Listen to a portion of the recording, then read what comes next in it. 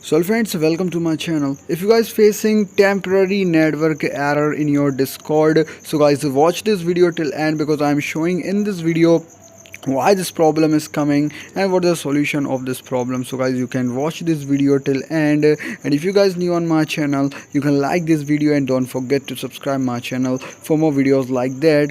So guys, firstly you can watch this graph. The red line is at the up. It means today many people facing the problem in Discord of a temporary server error problem. So guys, you are not only one, many people facing this problem in Discord today, and this is the server issue. So guys, it will automatically fixed in some minute or an hour because this is the server issue, and the Discord team working on fixing the servers of the Discord.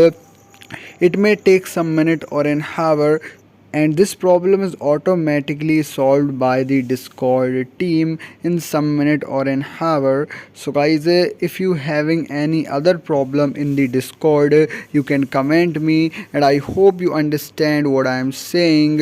So guys, I hope you like this video. Don't forget to subscribe my channel for more videos like that. Thanks for watching.